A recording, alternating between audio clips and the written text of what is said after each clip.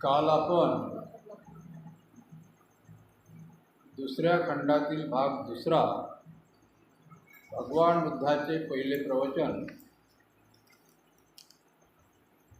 आणि भगवान बुद्धाचे पहिल्या प्रवचनाचा समारोप झाल्यानंतर 5 परिव्राजकांची प्रतिक्रिया हे सुद्धा आपण पाहिलं आणि शेवटी ते 5 परिव्राजक भगवान बुद्धाचे शिष्य बनले आणि आपल्या धम्मामध्ये त्या 5 परिव्राजकांना समाविष्ट करून घेतले। इथपर्यंत आपण काल पाहिलं।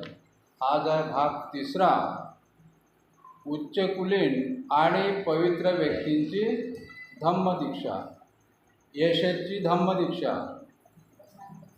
वाराणसी नगरात यशस नावाचा एक राजपुत्र राहत होता। तो वयाने तरुण आणि दिसावयास अत्यंत देखणा होता। तो आपल्या आईवडिलांचा अत्यंत आवडता होता। त्याच्याजवळ विपुल संपत्ती होती। त्यांच्याजवळ मोठा लवाजमा असून त्याचे अंतःपुरही मोठे होते। तो आपला सर्व वेळ फक्त नृत्य, मद्यपान आणि विलासात घालवी। काही काळ लोटल्यानंतर त्या सर्वांची त्याला सिसारी आली। या गर्दीतून कसे बाहेर पडावे असल्या जिण्यापेक्षा जीवनाचा अधिक चांगला असा एखादा मार्ग आहे काय? काय करावे हे न कळल्यामुळे आपल्या पित्याचे घर सोडून जाण्याचे त्याने ठरविले। एका रात्री त्याने पित्याचे घर सोडले आणि तो इकडे तिकडे भटकू लागला। फिरता फिरता तो ऋषीपतनाच्या दिशेने वळला। थकवा आल्यावर तो खाली बसला आणि स्वतःशीच मोठमोठ्याने म्हणू लागला, मी कुठे आहे? यातून आता मार्ग कोणता? अरे रे, काय ही दुर्दशा! केवढे हे संकट!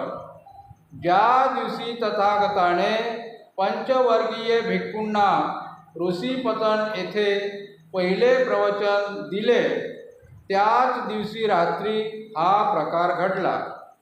यशस ऋषीपतनला येत असतानाच तेथे राहत असलेले तथागत भगवान बुद्ध पहाटे उठून उघड्या हवेत इकडून तिकडे फेऱ्या घालीत होते। आपल्या भावना व्यक्त करीत येणाऱ्या त्या उमद्या तरुण यशसला भगवंतांनी पाहिले आणि त्याचा तो नैराश्याचा आक्रोश ऐकून भगवंत म्हणाले, काही दुःख नाही की काही संकट नाही, ये, मी तुला मार्ग दाखवितो। आणि भगवंतांनी त्याला आपल्या धम्माचा उपदेश दिला। आणि यशसने जेव्हा तो उपदेश ऐकला तेव्हा तो हर्षभरीत झाला। मग त्याने आपली सोनेरी पादत्राणे काढली व तो भगवंताच्या सन्नीत जाऊन बसला आणि आदराने त्याने त्यांना वंदन केले। भगवान बुद्धाचे शब्द ऐकून तथागतांनी शिष्य म्हणून आपला स्वीकार करावा अशी त्याने विनंती केली। नंतर भगवंतांनी त्याला बोलावून भिक्खू होण्याविषयी सांगितले। यशसने ते मान्य केले। आपला पुत्र नाहीसा झाल्याचे समजल्यावर यशसच्या आईवडिलांना अत्यंत दुःख झाले। पित्याने त्याचा शोध लावण्यास सुरुवात केली। ज्या ठिकाणी भगवंत आणि यशस भिक्खूच्या वेशात बसले होते त्या ठिकाणी यशसचा पिता आला आणि त्याने भगवंतांना विचारले, भगवान, माझा मुलगा यशस, याला आपण पाहिले काय? भगवंत म्हणाले, महाराज, आत या, आपल्या पुत्राला आपण भेटू शकाल। तो आत गेला आणि आपल्या पुत्राजवळ बसला, पण त्याने त्याला ओळखले नाही। यशस आपल्याला कसा भेटला आणि आपले प्रवचन ऐकल्यावर तो भिक्खू कसा झाला हे भगवंतांनी त्याला सांगितले. तेव्हा पित्याने पुत्राला ओळखले आणि आपल्या पुत्राने योग्य मार्ग स्वीकारल्याबद्दल त्याला फार आनंद झाला. बाळ येसेस पिता म्हणाला, तुझी आई शोकाने आणि दुःखाने व्याकुळ झाली आहे. घरी परत ये आणि आपल्या आईला पुन्हा सुखी कर. नंतर येशेसने तथागताकडे पाहिले आणि तथागत येशेसच्या पित्याला म्हणाले, येशेसने पुन्हा संसारी जीवनात जावे आणि पूर्वीप्रमाणे ऐहिक सुखांचा उपभोग घ्यावा अशी आपली इच्छा आहे काय? आणि येशेसच्या पित्याने उत्तर दिले, जर माझा पुत्र याला आपल्याबरोबर राहण्यात फायदा आहे असे वाटत असेल तर त्याला राहू द्या. येशेसने भिक्खू म्हणून राहणेच अधिक पसंत केले. निरोप घेण्यापूर्वी येशेसचा पिता म्हणाला, भगवान तथागताने माझ्या घरी माझ्या कुटुंबियांसमवेत भोजन करण्यास संमती द्यावी. तथागतांनी आपली वस्त्रे परिधान करून भिक्षापात्र घेतले आणि येशेसबरोबर ते त्याच्या पित्याच्या घरी गेले. तेथे पोहोचल्यावर येशेसची आई आणि त्याची पूर्वायुष्यातील पत्नी यांना ते भेटले. भोजनानंतर तथागतांनी त्या कुटुंबातील सर्व मंडळींना आपल्या धम्माचा उपदेश दिला. तो ऐकून त्यांना फार आनंद झाला आणि त्यांनी त्या उपदेशाचे पालन करण्याचे वचन दिले. वाराणसीतील एका श्रीमंत कुटुंबात येशेसचे 4 मित्र होते. विमल, सुबाहू, पुण्यजित आणि गवापती अशी त्यांची नावे होती.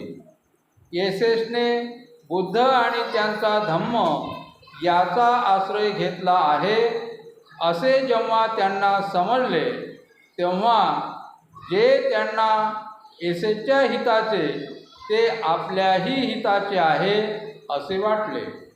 म्हणून ते येशेसकडे गेले आणि आपले शिष्य म्हणून आपला स्वीकार करण्याविषयी त्याने भगवान बुद्धाला प्रार्थना करावी असे त्यांनी त्याला सांगितले.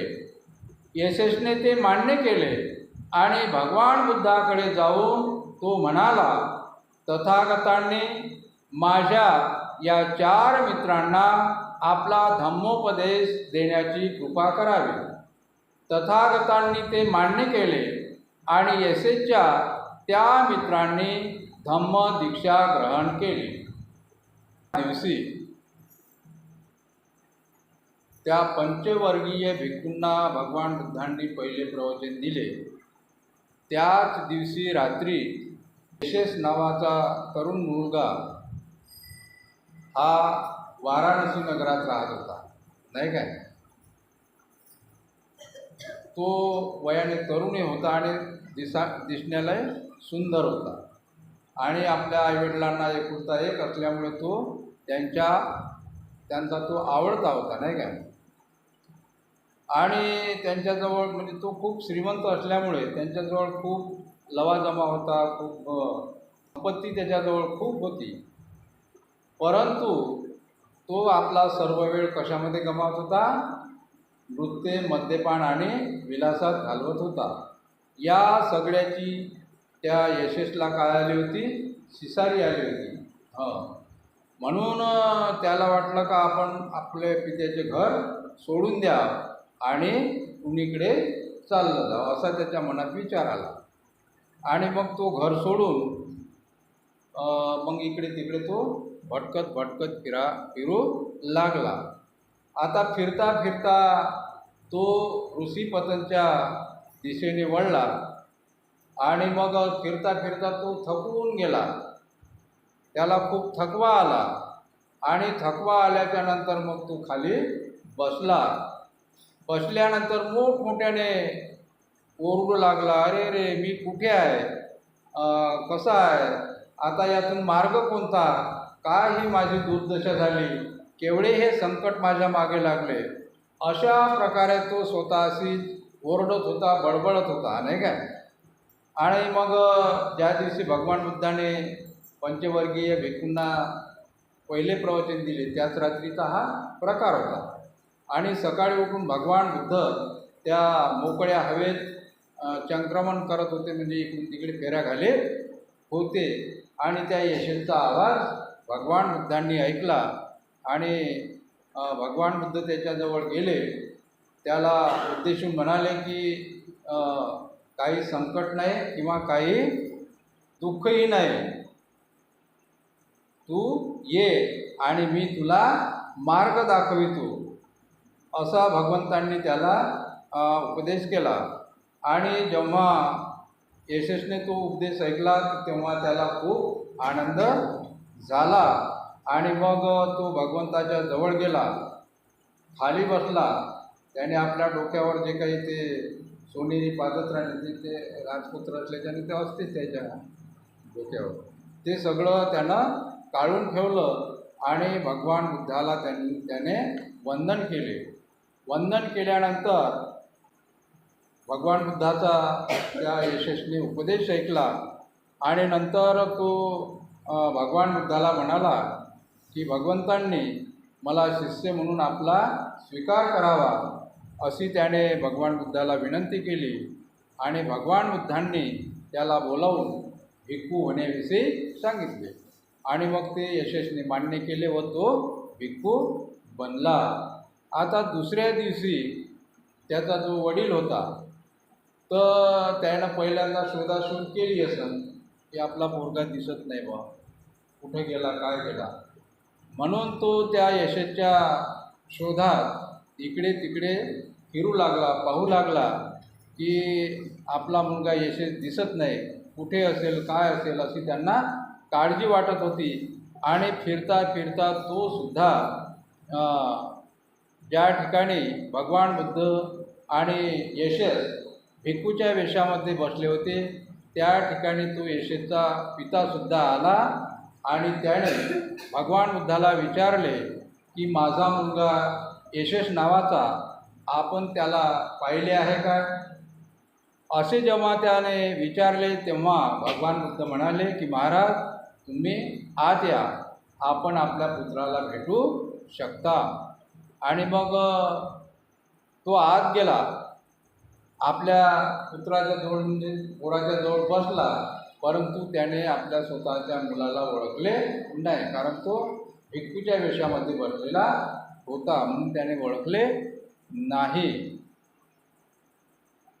मग भगवान बुद्धांनी त्याच्या वडिलाला सांगितले की आपला जो मुलगा आहे तो मला कसा भेटला आणि माझे प्रवचन ऐकल्यावर तो भिक्खू कसा बनला, याविषयी सर्व भगवान बुद्धाने त्याला सांगितले. आणि मग त्याला वाटले की आपल्या मुलाने चांगला मार्ग स्वीकारला, त्याबद्दल त्याला फार आनंद झाला. आणि मग तो पुत्राच्या जवळ गेला आणि त्याला म्हणाला की बाळ येशूस, तुझी फार दुःखाने आणि शोकाने व्याकुळ झाली आहे, तू घरी परत ये आणि तुझ्या आईला पुन्हा सुखी कर, असं त्याच्या वडिलांनी त्या येशूसला म्हटलं.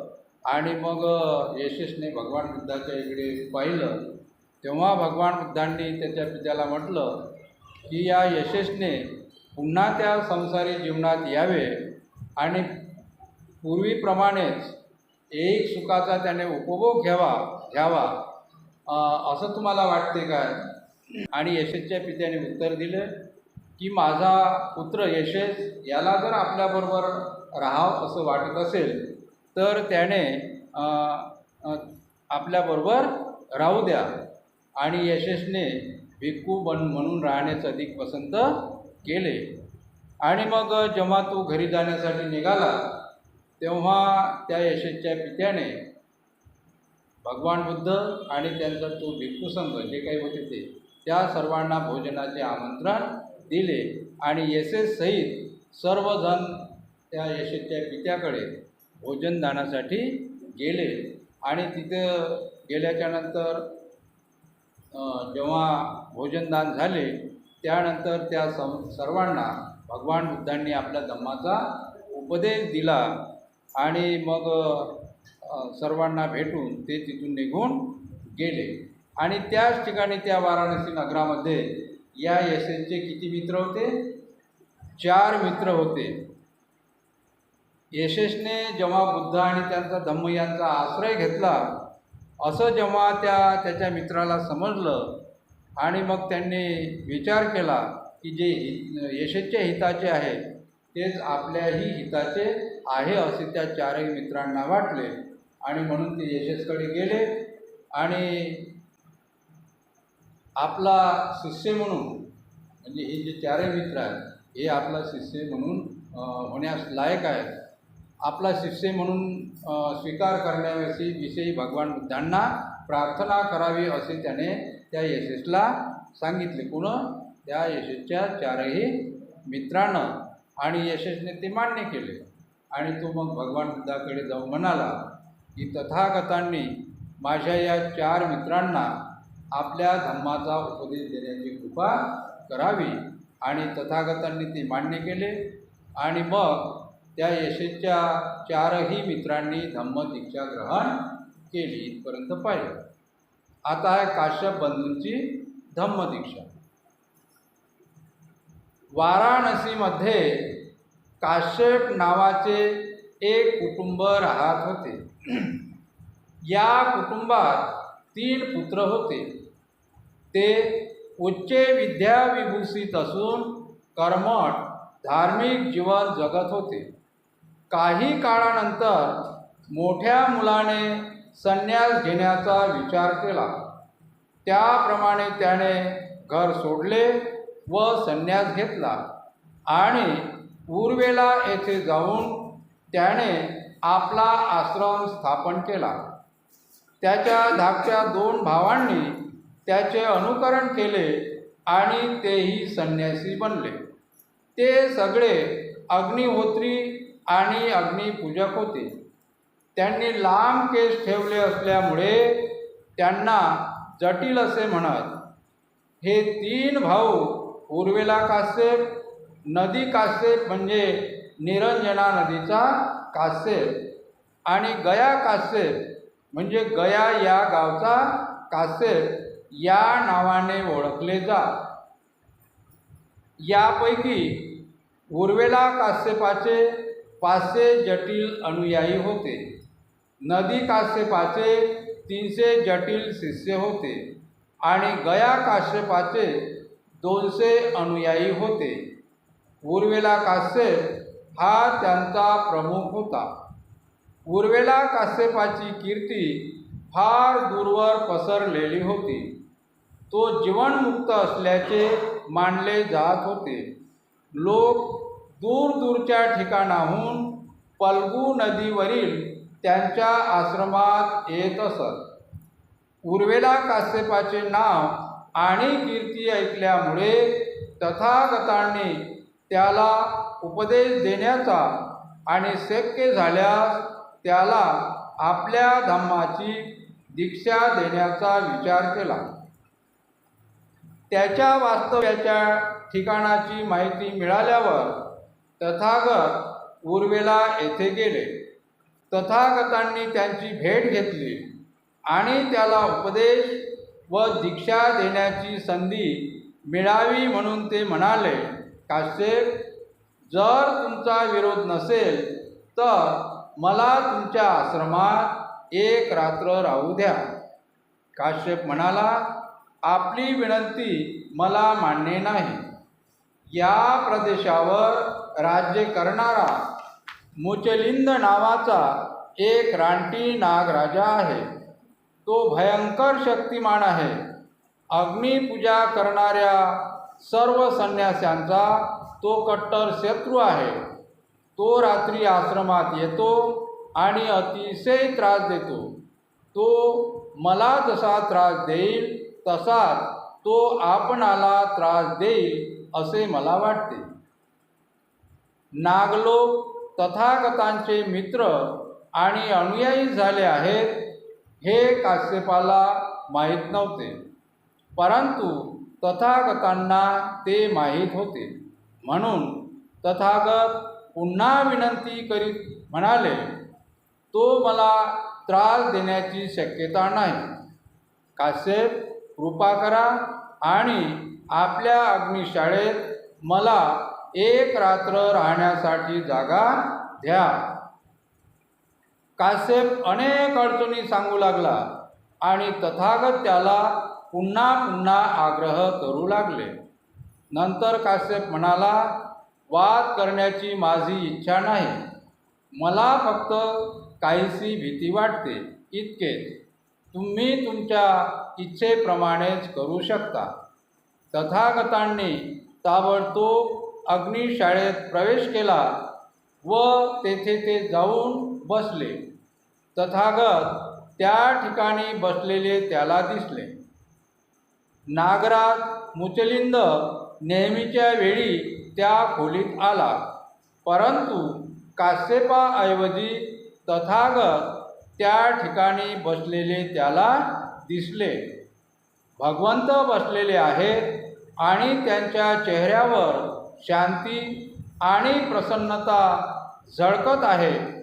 हे पाहून मुचलिंदाला वाटले की आपण एका महान विभूतीच्या सान्निध्यात आलो आहोत आणि तो नतमस्तक होऊन त्यांची पूजा करू लागला.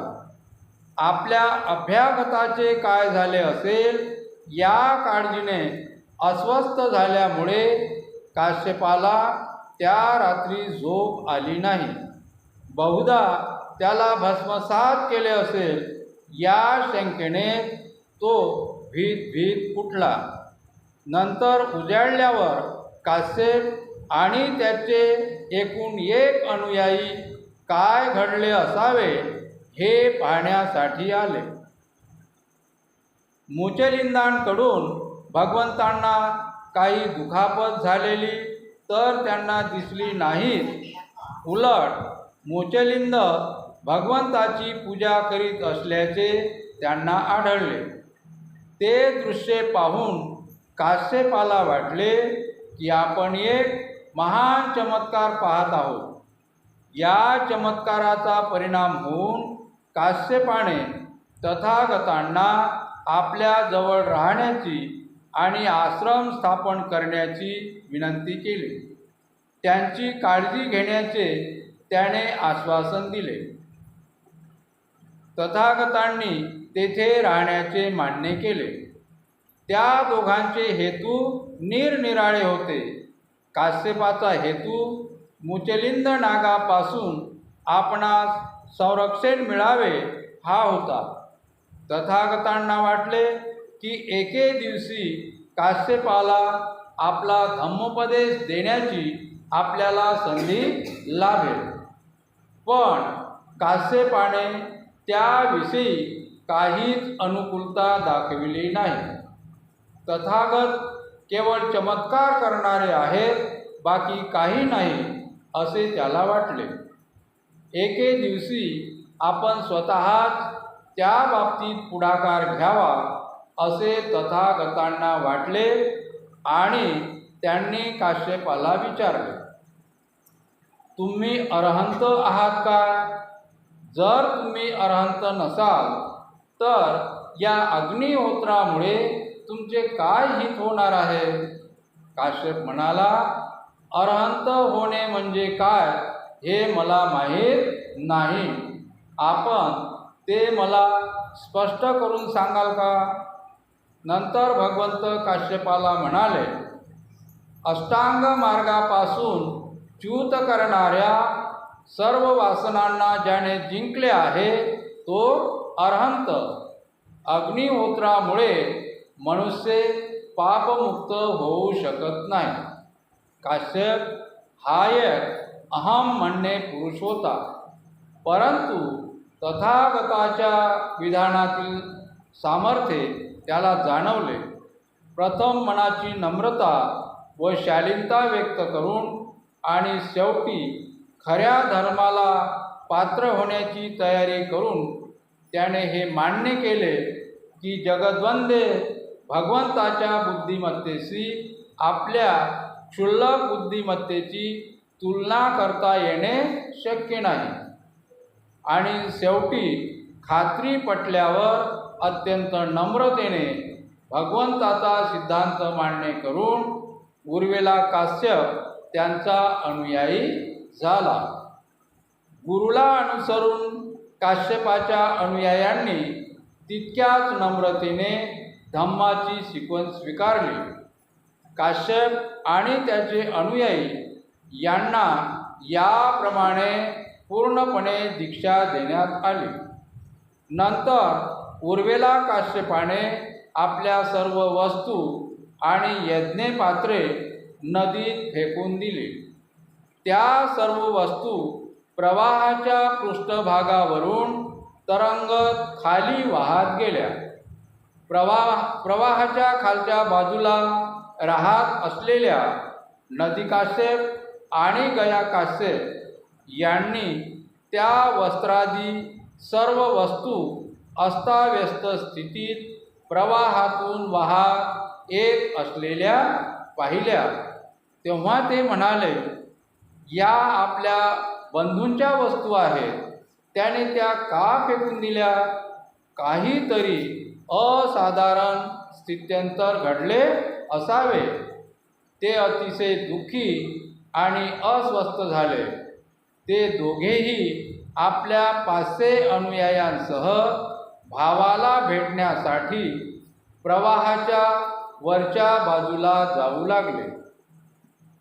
त्याला आणि त्याच्या अनुयायांना श्रमण वेशात पाहून चमत्कारिक विचार त्यांच्या मनात आले आणि त्याच्या कारणांची त्यांनी चौकशी केली.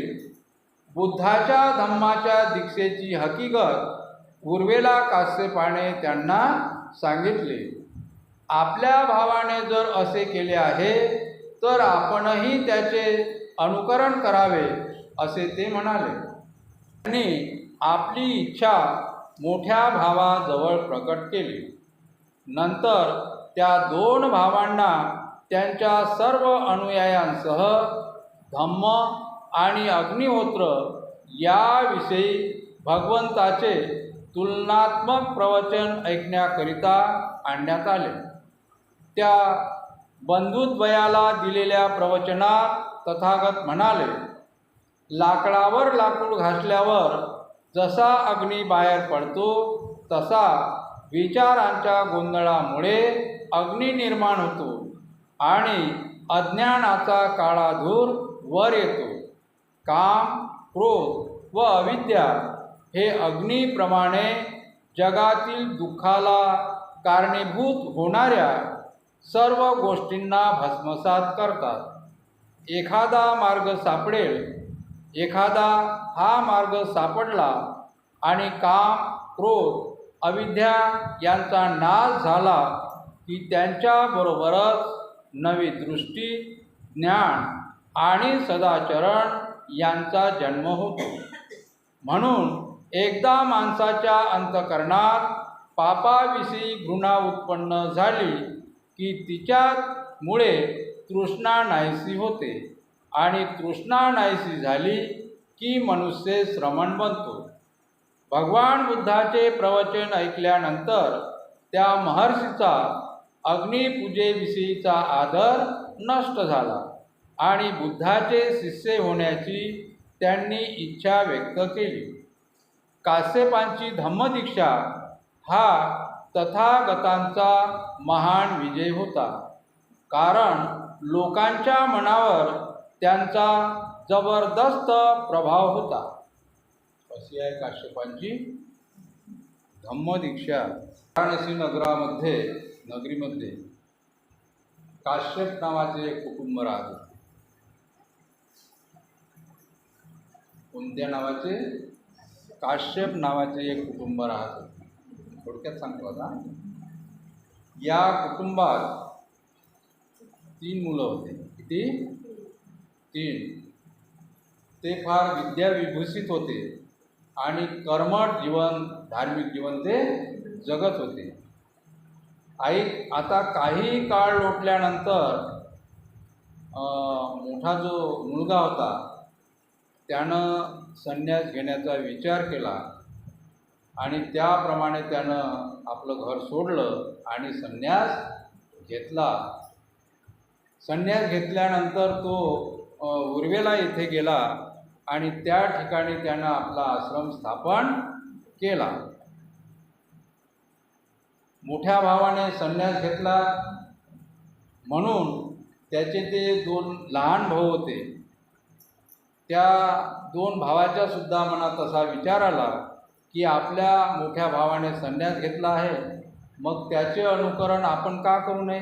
आपण सुद्धा हे घर सोडू आणि संन्यास घेऊ, असा विचार त्या दोघाही भावाच्या मनात आला आणि त्याप्रमाणे त्या 2 भावांनी सुद्धा घर सोडलं आणि तेही संन्यासी बनले. आता हे सगळे तिघही भाऊ अग्निपूजक होते. कसे होते? अग्निपूजक होते. आणि त्यांनी ते असे डोक्याचे लांब लांब केस ठेवले होते म्हणून त्यांना काय म्हणत होते? जटिल. जटिल या नावाने ते ओळखल्या जाऊ लागले. आता ते तिघही भाऊ एका ठिकाणी काही बसले नाही किंवा एका ठिकाणी त्यांनी आपला आश्रम स्थापन केलेला नाही. आता मोठा भाऊ होता कोणता? उर्वेला काश्यप. त्याला उर्वेला काश्यप म्हणत होता. जे निरंजना नदी होती तर त्या नदीच्या काठावर त्याचा आश्रम होता. आणि एक होता गया काश्यप. तो गया या गावचा काश्यप होता. आणि एक निरंजना नदीचा वेगळा होता, म्हणजे दुसऱ्या नंबरचा भाऊ. तिसऱ्या नंबरचा गया काश्यप, मोठा भाऊ उर्वेला काश्यप. असे 3 जणांचे 3 आश्रम वेगवेगळ्या ठिकाणी त्यांनी स्थापन केलेले होते. परंतु हे तिघही भावाचा उद्देश एकच होता. ते तिघही अग्निहोत्री होते. आणि मग या उर्वेला काश्यपाची कीर्ती फार दूर पसरलेली होती.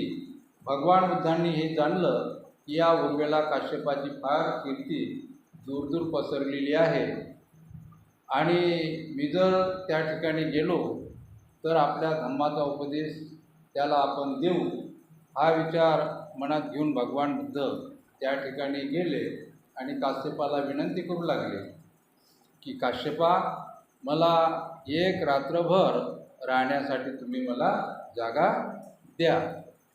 आणि तो काश्यप भगवान बुद्धाला म्हणाला की या ठिकाणी मुचलिंद नावाचा एक काय आहे? रानटी नागराजा राहत आहे. तो भयंकर शक्तिमान आहे. तो जसा मला त्रास देतो तसा तो आपणाला सुद्धा त्रास देईल. मी काही तुम्हाला या ठिकाणी राहण्याची परवानगी देत नाही. परंतु भगवान बुद्ध पुन्हा त्या काश्यपाला विनंती करू लागले की मला 1 रात्रभर या ठिकाणी राहण्यासाठी जागा द्या. तो अनेक कारणं भगवान बुद्धाला सांगू लागला की नाही बा, मी तुम्हाला इथं राहू देत नाही. जसा तो मला त्रास देते तसा तो तुम्हाला देईल.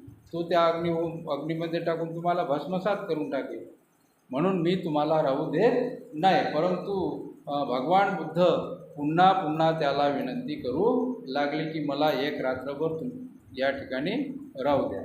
आता तोही त्रासून गेला की हा मनतेचा एवढा विनंती करत आहे, नाही जबरदस्ती करत आहे, राय बात्यामध्ये. म्हणून जसे त्याने परवानगी दिली तसेच भगवान बुद्धांनी त्या अग्निशाळेमध्ये प्रवेश केला आणि ते त्या ठिकाणी बसले. आणि मग नेहमीप्रमाणे तो कोणाला? मुचलिंद नावाचा रानटी नागराजा त्या ठिकाणी आला आणि त्यानं पाहिलं की नेहमीप्रमाणे तिथं काश्यप काही बसलेला त्याला दिसला नाही. त्याला कोण दिसलं? भगवान बुद्ध दिसले. त्यांच्या चेहऱ्याकडे पाहिलं, ते शांत असे बसलेले त्यानं पाहिलं.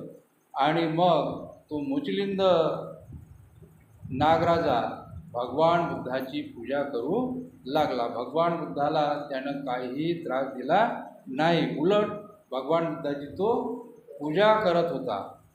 आणि मग त्या रात्री काश्यपाला काही झोप लागली नाही. त्याला वाटलं की आपण ज्या पाहुण्याला आपण इथं राहण्यासाठी जागा दिली त्याला तर पार त्या नागराजाने काय केलं असेल, भस्मसात केलं असेल त्या अग्नीमध्ये टाकून. आणि मग सकाळ झाली, भेदभेदच ते उठले, एकूण एक त्याचे शिष्यही उठले आणि भेदभेद पाहण्यासाठी त्या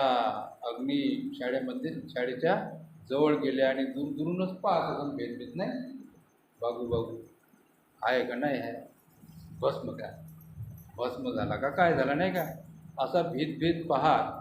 परंतु त्याला एक चमत्कार दिसला की जो नागराजा आपल्याला त्रास देत होता तो या मनुष्याला त्रास देत नाही. त्याला काय माहीत आहे भगवान बुद्ध आहे म्हणून, त्याला काही माहीत नव्हतं. याला त्रास देत नाही, त्याला हा काय वाटला, एक चमत्कार वाटला. आणि म्हणून मग त्याला वाटलं की याला जर आपल्या जवळ ठेवलं तर आपल्याला फार याच्यापासून फायदा होईल. म्हणून तो भगवान बुद्धाला विनंती करून म्हणाला की आपणही आमच्या जवळ राहा, आपण आपला आश्रम वेगळा स्थापन करा, परंतु तुम्ही इथेच राहा. अशी विनंती केल्यावर भगवान बुद्धांनी त्याची विनंती मान्य केली आणि तिथे ते राहिले. परंतु दोघांचेही उद्देश हे वेगवेगळे होते. काश्यपाला वाटलं की हे जर आपल्या जवळ राहिले तर आपल्याला त्या मुजलिंद नागापासून कोणत्याही प्रकारचा त्रास होणार नाही. आणि भगवान बुद्धाला वाटले की एक ना एक दिवस मी माझ्या धम्माचा उपदेश याला देईन आणि माझा शिष्य बनवेन. असे दोघांचेही उद्देश वेगवेगळे होते. परंतु हा जो काश्यप होता तो या बाबतीत काहीही भगवान बुद्धासोबत बोलत नव्हता. शेवटी भगवान बुद्धानेच पुढाकार घेऊन त्या काश्यपासोबत बोलले. काय बोलले की तुम्ही अरहंत आहात काय, आणि जर तुम्ही अरहंत नसाल तर या अग्निहोत्रामुळे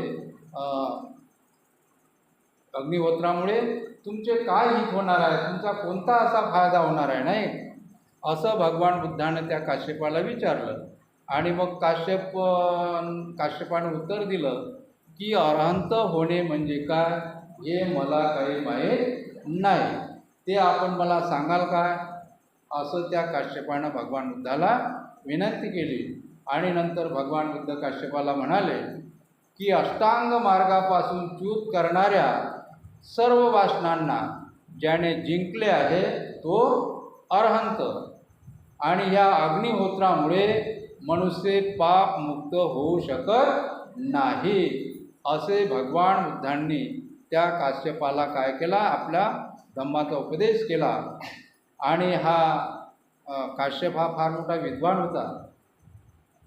जरी तो अशा प्रकारची अग्निहोत्रीची पूजा करत होता परंतु तो हुशार होता, विद्वान होता. त्यानं सगळं काही भगवान बुद्धांनी जे काही सांगितलं ते पूर्ण त्याला समजलं, त्यानं ते जाणलं नाही काय.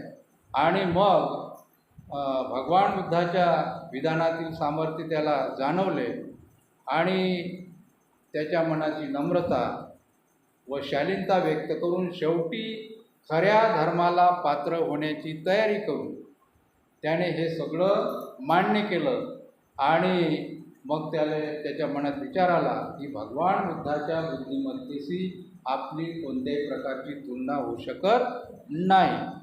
आणि शेवटी खात्री पटल्याच्या नंतर त्या काश्यपाने नम्रताने भगवान बुद्धाचा सिद्धांत मान्य केला व तो काश्यप भगवान बुद्धाचा अनुयायी बनला. आणि मग तितक्याच नम्रतेने त्याचे शिष्य होते 500 अनुयायी, त्या सर्व जणांना भगवान बुद्धाने आपल्या धम्माची दीक्षा दिली. आणि मग दीक्षा दिल्याच्या नंतर त्या काश्यपाचे ज्या काही वस्तू होत्या नाही काय, यज्ञपात्र होते, काही वस्तू होत्या, ह्या सर्व वस्तू त्याने त्या निरंजना नदीत फेकून दिल्या. आता फेकून दिल्याच्या नंतर मग त्या वाहत वाहत वाहत वाहत नदी काश्यप होता, मग निरंजना नदी काश्यप होता. तर ह्या सगळ्या वस्तू त्यांनी त्या विखुरलेल्या वाहत आलेल्या त्याच्या दोन्ही भावाने त्या पाहिल्या आणि पाहिल्यानंतर त्याच्या मनात विचार आला का काहीतरी असाधारण गोष्ट घडली असावी, तेव्हाच ह्या वस्तू आपल्या मोठ्या भावाने या नदीमध्ये फेकून दिल्या असल्या पाहिजे. आणि म्हणून ते दोघेही भाऊ त्याचे सर्व शिष्य घेऊन ते आपल्या भावाला भेटण्यासाठी त्या ठिकाणी आले. आणि मग तिथे आल्याच्या नंतर त्यानेही एक चमत्कार पाहिला की आपले सगळे भाऊ, आपला मोठा भाऊ, त्याचे सर्व शिष्य हे भिक्खूच्या वेशात त्यानं पाहिलं. आणि पाहिल्याच्या नंतर त्यानं काय कारण घडलं असेल बा, कोणत्या कारणानं तुम्ही भिक्षू बनले, हे सगळं त्याच्या भावाने त्यांना विचारलं. आणि त्यांनी सांगितल्याच्या नंतर मग त्यांनी आपली विनंती मोठ्या भावाजवळ प्रकट केली. नंतर मग त्या दोन्ही भावांना सर्व अनुयायासह त्या मोठ्या लहान भावाचे जे सर्व काही अनुयायी होते, धम्म आणि अग्निहोत्र, धम्म कसा आहे आणि अग्निहोत्र यामध्ये काय फरक आहे, याविषयी भगवंतांनी प्रवचन केलं. आणि ते प्रवचन त्या सर्वांनी ऐकलं. आणि मग भगवान बुद्धांनी सांगितलं की ज्याप्रमाणे लाकडावर लाकूड घासून जसा अग्नी बाहेर पडतो, तसा विचारांच्या गोंधळामुळे आपल्या मनामध्ये जे काही विचार उत्पन्न होतात, त्या विचाराच्या गोंधळामुळे काय निर्माण होतो, अग्नी निर्माण होतो आणि अज्ञानाचा काळा धूर बाहेर पडतो. काम, क्रोध आणि अविद्या, काम, क्रोध आणि अविद्या हे कसे आहेत, अग्नीप्रमाणेच आहेत. या जगातील दुःखाला कारणीभूत होणाऱ्या सर्व गोष्टींना ते भस्मसात करतात. कोण करतात? हे आपल्यामध्ये जे काम, क्रोध आणि अविद्या उत्पन्न होते, तर ह्या गोष्टी दुःखाला कारणीभूत होऊन या सर्व गोष्टींना ते भस्मसात करतात. आणि एकदा जर का मार्ग सापडला आणि काम, क्रोध, अविद्या यांचा नाश झाला, तर त्यांच्याबरोबर त्यांना नवी दृष्टी प्राप्त होते. ज्ञान आणि सदाचरण यांचा जन्म होतो. म्हणून माणसाला पापाविषयी जर घृणा उत्पन्न झाली तर तिच्यामुळे तृष्णा नाहीशी होती. कारण तृष्णा हेच संपूर्ण दुःखाचं कारण आहे. आणि आपल्यामध्ये, आपल्या मनामध्ये पापाविषयी घृणा उत्पन्न झाली तर तिच्यामुळे आपल्यामध्ये जे असलेली तृष्णा आहे, ही तृष्णासुद्धा नाहीशी होते. आणि तृष्णा नाहीशी झाली की मनुष्य हा श्रमण बनतो, सदाचारी बनतो, नाही काय. असं प्रवचन भगवान बुद्धांनी त्या सर्व कोणाला दिलं? काश्यपाला. काश्यपा तिघही भाऊ आणि त्यांचे अनुयायी, एकूण एक अनुयायी, या सर्वांना भगवान बुद्धांनी आपल्या धम्माचा उपदेश केला. आणि हे उपदेश ऐकल्यानंतर, भगवान बुद्धाचे प्रवचन ऐकल्यानंतर त्या महर्षींचा, त्या काश्यपांचा अग्निपूजेविषयीचा आदर नष्ट झाला आणि बुद्धाचे शिष्य होण्याची त्यांनी आपली इच्छा व्यक्त केली. आणि त्या सर्वांना भगवान बुद्धांनी आपल्या धम्माची दीक्षा दिली व ते सर्व काश्यप बंधू भगवान बुद्धाचे अनुयायी बनले, शिष्य बनले.